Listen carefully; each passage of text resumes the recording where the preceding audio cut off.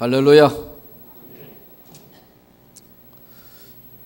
제가 어린 시절에는 설날이면 참 날이 추웠던 것 같아요. 지금도 밖에 좀 날이 춥습니다만은 설이라는 개념을 생각하면 춥다는 것이 가장 그것이 어린 시절의 기억이에요. 왜 그렇게 추운지, 물론 그때는 입을 옷도 마땅치 않고 단열도 되지 않는 집이니까 그렇겠죠. 방에 이렇게 보면 얇은 문풍지 하나 사이로 윗목에는 이 걸레가 끙끙 얼었어요. 그러니까 추우니까 전부 아랫목으로 구석으로 기어 들어가니까 또 아랫목은 계속 구들로 인해서 까맣게 탔어요. 거기에 서로 들어가려고 했던 어릴 때 기억, 이게 설 기억이에요. 근데 설날 되면 이제 새 옷을 한 번씩 입으니까 정확하게는 모르겠는데 한 8살 때나 7살 때쯤 기억인 것 같아요.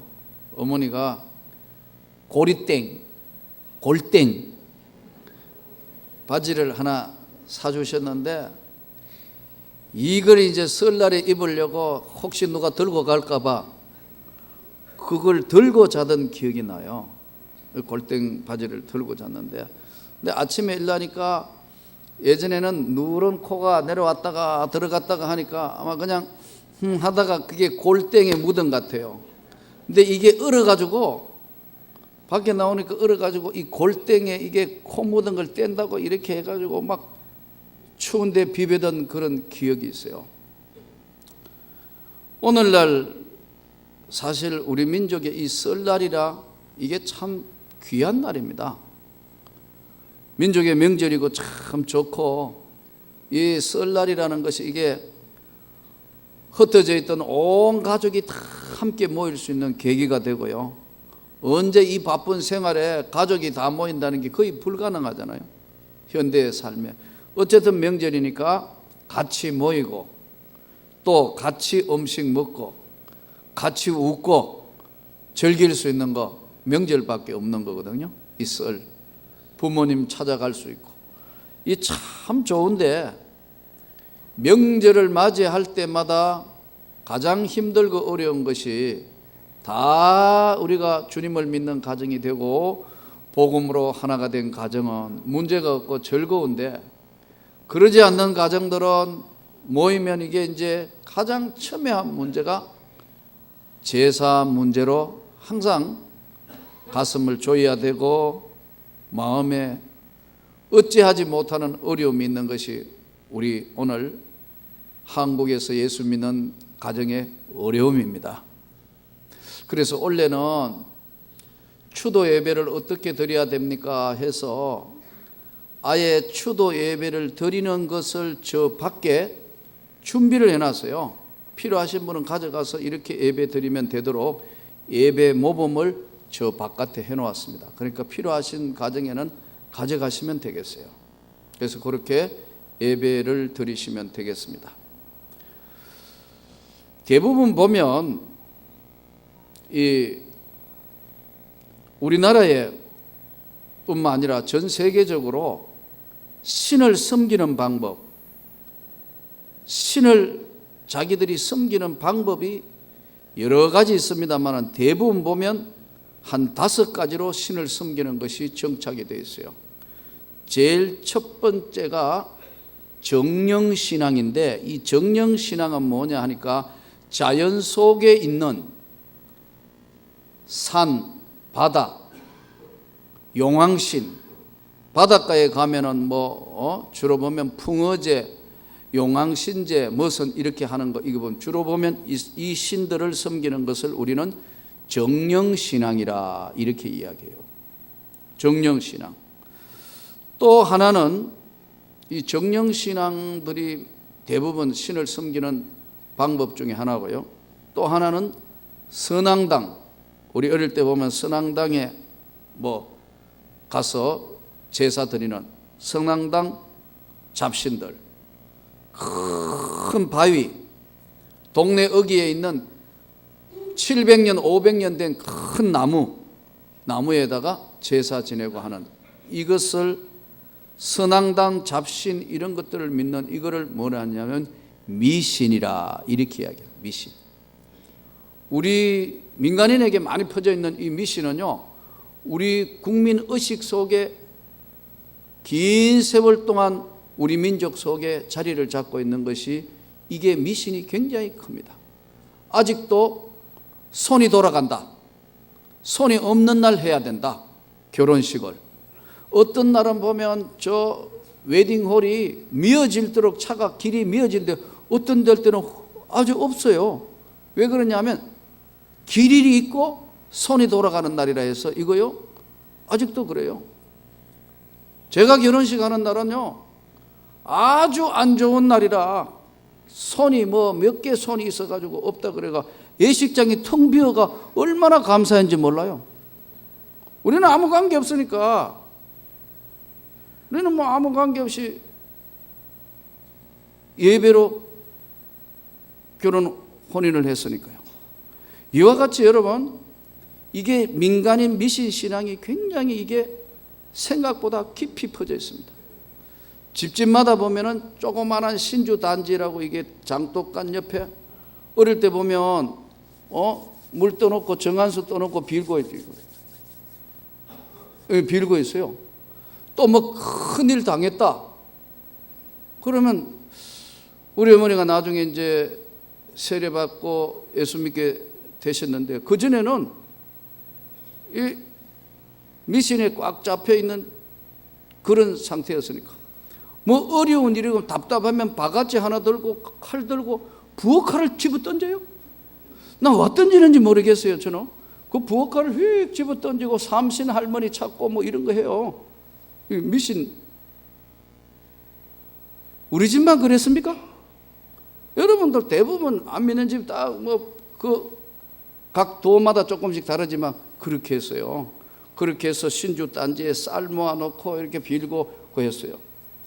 춥고 배고픈 시절이니까 가만히 부엌에 구석에 보면요, 고기는 아무리 먹을 거 없어도 거기에 쌀이 있어요. 난 그거 몰래 몇 번 훔쳐 먹어봤어요. 안 들켜서 그랬지. 그러니까 이렇게 하면 그거 보면 그거 먹고 그랬다. 이게 미신이 우리 민족 안에 전 세계에도 보면 아주 많이 녹아내려져 있습니다. 그 다음에 신을 섬기는 방법이 보면 조상신. 저 중국 청도에 갔더니 관우, 유비, 장비 신을 모셔가지고 제사 드리고 있어요. 계속. 여러분, 이 조상신 섬기는 것이 이렇게 해가지고 썩 제사 지내면서 우리나라에도 전례대가 들어온 거예요. 원래 유교는 여러분 제사 드리는 것이 없습니다. 공자님에게 제일 수제자였던 자로가 공자님에게 물어봤어요. 자왈, 우리 죽은 뒤에는 어떻게 됩니까? 이렇게 물었어요. 공자님 말씀이 현재 세상도 다 모르겠는데 죽은 뒤를 내가 왜 한단 말이냐. 공자님 말씀이에요. 자왈. 여러분, 그런데 이게 우리나라에 들어오면서 이게 어느 사이에 조상신을 섬기는 거로 되어버렸어요. 학군, 부위 이렇게 해가 붙여놓고 지방을 붙여놓고 신을 섬기는 것으로 되어버렸어요. 이게요, 조상의 언덕을 기리고 기뻐하고 감사하고 오랜만에 만났고 참 우리 때문에 고생 많았고 이렇게 하면 되는데, 이게 신을 섬기는 것으로, 조상님 신을 섬기는 거로 그렇게 가버렸다 이거예요. 또 어떤 데는 우주와 편만한, 전 세계 우주의 편만한 존재를 믿는 범신론적인 신앙이 있어요. 범신적인 거. 그래서 전부 신이에요. 일본이 그래요. 일본의 신이 전부 얼마나 많은지 몰라요. 캄보디아 갔더니 온 동네가 다 신이라. 부엌 신이 따로 있고요, 마당 신이 따로 있고요, 석가래 신이 따로 있고요, 다 신이 따로 하나 있어요. 이렇게 편만하게 믿는 신을 섬기는 사람들이 있어요. 또 하나는 유일신 하나님, 이 우주와 만물을 창조하신 유일한 신 하나님을 믿는 신앙, 이게 기독교 신앙이에요. 이 제사 문제로 우리 개신교와 이 맞서 있는 지금 우리 가톨릭 교회, 천주교회는 사실 이 복음 전례를 보면 우리보다 훨씬 앞에 전례를 시작했어요. 근데 천주교가 제사를 안 지내는 것 때문에 많은 핍박을 받았습니다. 우리가 역사에 배운 대로 4대 박해가 있는데 신의 박해, 1791년 정조 15년에 신주 딴지를 태웠다 해가지고요 엄청난 박해를 받았습니다. 순교했어요. 수많은 사람들이. 1801년 순조 시대 때는 신유 박해라 해서 정약용, 정철산 이런 사람들이 순교했습니다. 기의 박해 현종 5년에는 1839년 신유 박해 후에는 이 사람들이 도저히 안 되니까 어떻게 하면 전부 깊은 산으로 들어가 버렸어요. 깊은 산 속에 들어가 가지고 주로 뭐 했냐면 옹기 굽는 거. 그래서 경상도 청상 진보 땅에도 보면 저 깊은 산골짜기에요 천주교 박해지가 있어요. 왜냐? 잡혀서 순교 안 하니까 자꾸 도망가서 해서 했던 믿음을 자기들 나름대로 제사 지내지 않고 믿음을 지키기 위해서요 그렇게 했는데, 이때 프랑스 신부가 순교를 합니다. 그리고 고종 3년에 병임 박해가 1866년부터 1873년까지요 엄청난 박해를, 가장 긴 시간 동안 오랜 박해를 했습니다. 제사 안 지내려고 그랬는데 천주교가 일제시대로 넘어오면서 1918년에는 교황청 교시로 인해서요 제사는 미풍양식이니까 드려도 좋다는 방법으로 바뀌어버렸어요. 우리가 좀 이해가 안 되는 부분은 뭐냐 하니까 천주교에는 두 가지의 흐름이 있습니다. 하나는 성경과 전통을 동일시 봅니다. 우리는 유일무이한 신앙이 하나님의 말씀입니다, 여러분. 성경 말씀을 절대로 넘어갈 수 없어. 아무리 총회가 결의하고 뭐가 결의해도 하나님의 말씀이 아니면 아닌 거예요. 이게 개신교의 가장 중요한 게 하나님의 말씀이란 말이에요. 근데 이 천주교에서 흐름이 있는데, 천주교에도 보수 신앙을 굉장히 강하게 하는 신앙과 좀 자유적인 리버럴하게 하고 자유적인 걸 하고 있는 진영이 있어요. 이 진영이 항상 번갈아 가면서 교황을 하게 되고 이렇게 해요. 소위 제수이파와 도미니안 파들이 서로 교체를 하는데 좀 리버한 사람 쪽에서 교황이 들어서면서 전체가 구성되니까 미풍양속이니까 드려도 좋다 이렇게 돼버려요. 그럼 그 앞에 순교한 사람은 어떻게 된 거예요? 그러한 혼란하고 어려운 마지막 끝에 선교사들이 복음을 들고 이 땅에 들어온 겁니다. 이때 서상륜 이런 사람들이 사실은 만주를 다니며 뭘 했냐면요 인삼장사를 했습니다. 그런데 이 사람들이 거기 가서 복음을 듣고 이 귀한 복음 우리만 듣기에는 그렇다. 그래서 교회를 세우는데 원체 이게 지금 나라의 그 핍박이 강하니까 저 강원도 깊은 산속 솔레라는 지역에 교회를 세운 거예요. 이게 한국의 최초의 교회 강원도 솔레교회입니다.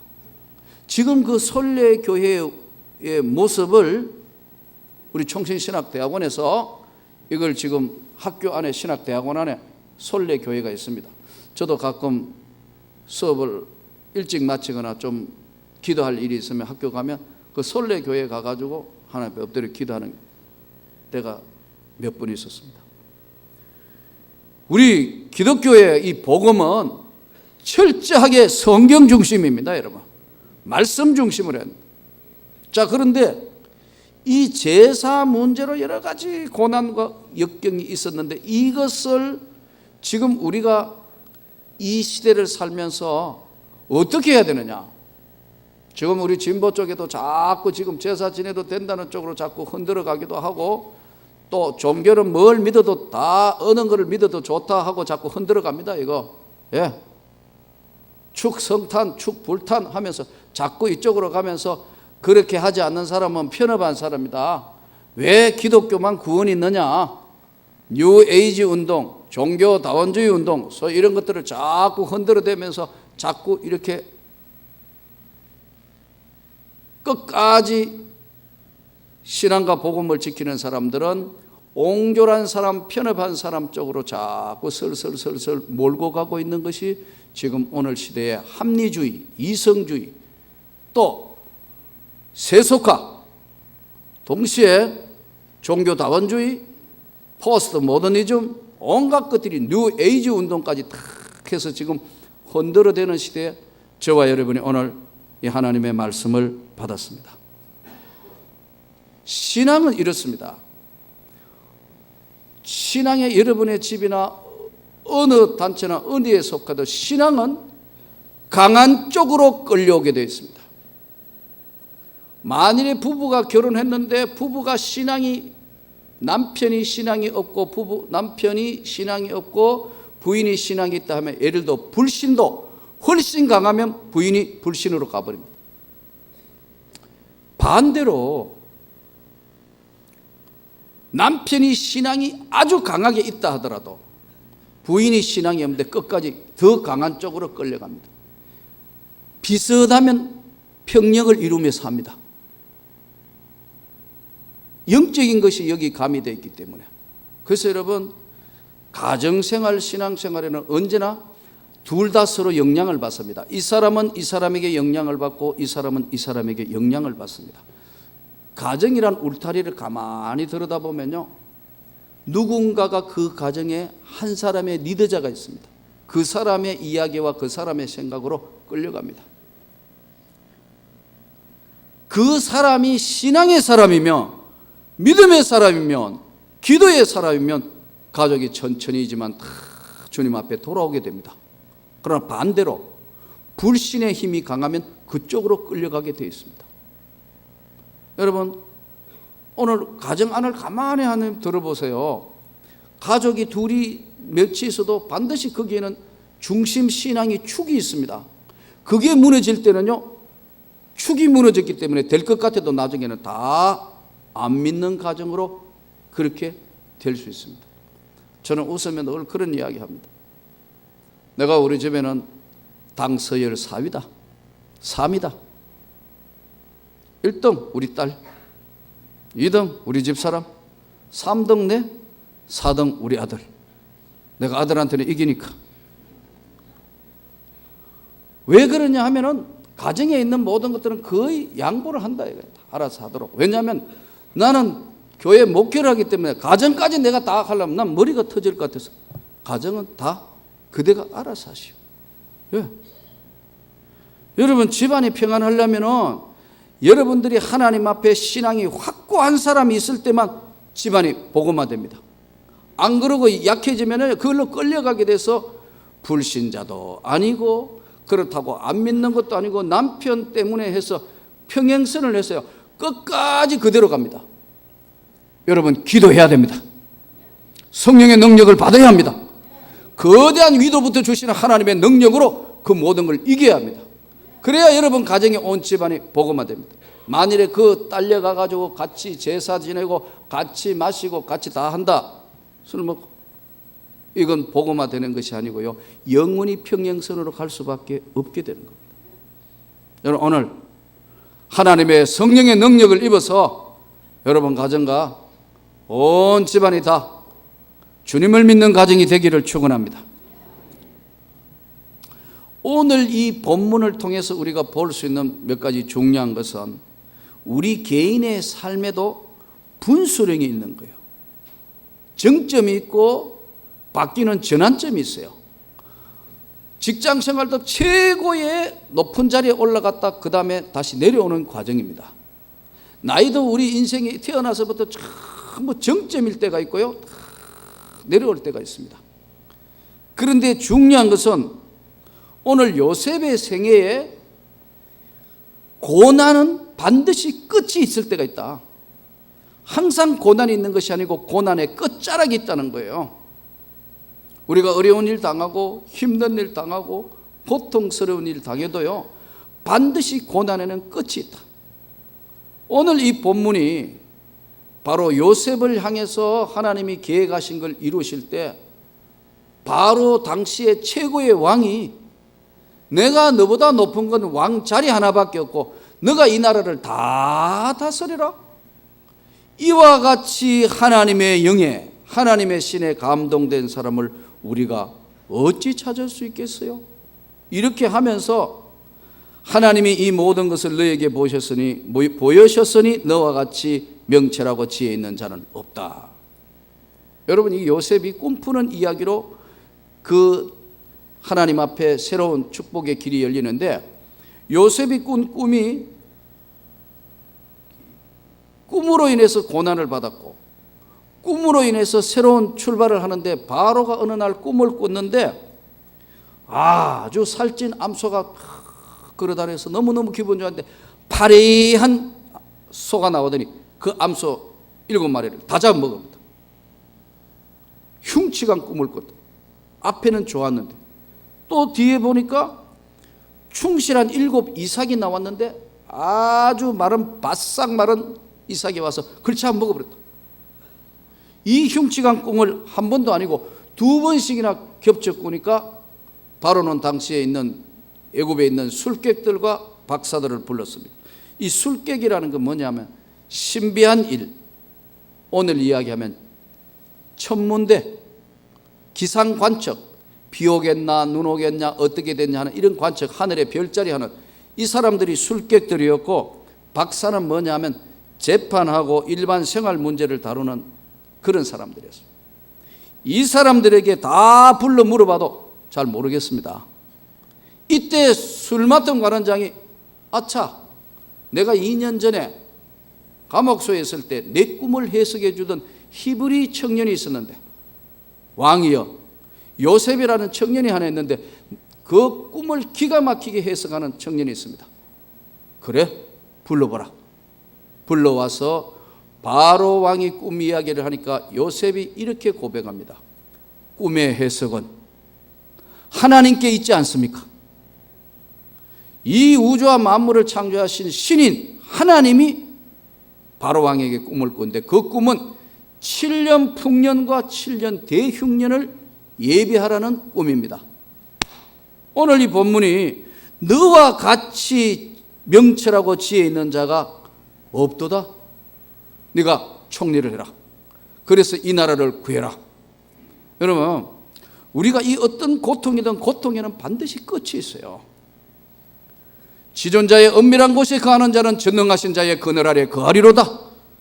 천인이 만인이 내 앞에 엎드려지나 너는 목도하리니 악인의 보응을 내 눈으로 보게 될 것이다.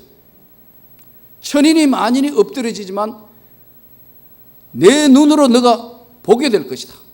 하나님이 지키신다는 겁니다. 저는 하나님께서 우리 민족을 지켜주실 걸 믿습니다. 교회를 지킬 걸 믿습니다. 우리 가정을 지켜주실 걸 믿습니다. 이 요셉이 하나님 절대신앙으로 서 있으니까 여러분 보세요.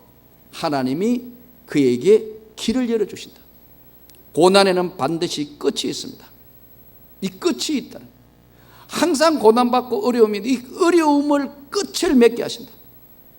여러분, 지금 혹시 여러분 가운데 정말 어렵고 힘든 문제, 어찌할 수 없는 문제 있다면 오늘 이 말씀을 듣는 여러분에게 하나님의 신이, 하나님의 영이 여러분과 함께해서 해결되기를 축원합니다. 하나님께서 오늘 요셉을 통해서 놀라운 세계를 보여주시는 겁니다. 하나님과 동행하는 사람에게는 몇 가지 특징이 나타나는데, 삶 가운데에 어떤 환경에 처해 있어도 기쁨과 감격이 있다. 요셉의 모습에서 볼 수 있는 겁니다. 감옥소에 가서요, 무슨 소망이 있겠어요? 언제 풀려날지도 몰라요. 억울한 일 당했어요. 그런데 하나님이 감옥에 은혜를 베풀어 주셨더라. 이 기쁨이 있어요. 은혜가 충만해요. 여러분, 기쁨과 성령이 충만한 거, 이거 하나님이 곧 고난의 끝이 온다는 신호입니다. 여러분, 좀 지금 비록 좀 어떨 때는 자존심도 상하고 어떨 때는 어려운 일을 당한 것 같지만요, 긴 인생의 안목에 보면은 언제나 고난에는 끝이 있습니다.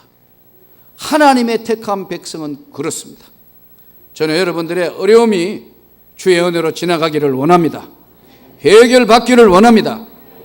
여기 오늘 이 말씀대로 삶의 어떤 자리에 있던 감격과 기쁨이 있습니다. 또 이 요셉이 보면은 항상 자신을 돌아보고 하나님 앞에 회개하고 기도하는 모습을 볼 수 있습니다. 다윗과 사울 왕의 차이, 다윗 왕과 사울 왕의 차이가 뭐냐면, 다윗은 자기의 잘못이 있다는 걸 알았을 때 회개했습니다. 하나님, 너무너무 잘못이 많습니다. 불쌍히 여기시고 긍휼히 여기시라고 간절히 기도합니다. 반대로 사울 왕은 차이가 딱 한 가지예요. 변명합니다, 하나님 앞에. 여러분, 이 변명하는 것과 회개하는 차이가 나중에는 가족이 구원을 받고 왕가가 이어질 뿐만 아니라 하나님의 놀라운 은혜를 입는 것처럼, 요셉의 삶의 뒷모습에서 오늘 우리가 배울 수 있는 것은, 철저히 여러분, 우리가 마음에 아픔이 찾아오고 마음에 쓰라림이 찾아오면 하나님 앞에 기도하며 회개해야 합니다. 믿습니까? 우리 성도 여러분들이 오늘날 제일 안 하는 것이 현대 교회가 회개가 없어졌다는 거예요. 성경은 말씀합니다. 회개하라, 천국이 가까이 왔느니라. 그러니까 내 마음속에 조금이라도 찔림이나 아픔이 있으면 주님 용서해 주시라고 여러분이 정말 주님 앞에 기도해야 합니다. 또 이 하나님과 동행한 요셉의 모습에서 배울 수 있는 것은요, 열심히 배우는 자입니다. 신앙생활도 예전에 했던 것으로만 만족해서는 안 됩니다. 계속 배워야 합니다. 요셉이 보세요, 17살에 노예로 팔려갔어요. 노예로. 그런데 요셉이 애굽의 사람들하고의 말이 통했겠어요? 통역해야 될 정도인데, 그런데 애굽에서 얼마나 요셉이가 치열한 삶을 살았는가 하는 걸 보면, 요셉이 나이 17에 애굽 말을 배워서 충분하게 통용할 수 있을 만큼 열심히 배운 거예요. 보통 의학을 한다는 것은, 의학을 극복한다는 것은 여러분 쉬운 게 아닙니다. 의학은 우리 지금 아이들 영어 때문에 얼마나 많은 지금 학부형들이 근심하고 잘하기 위해서 의학 한두 개를 배우기 위해서 학원에 보내가잖아요. 아이들 낮을수록 빨리 배웁니다. 낮을수록 빨리 배워요.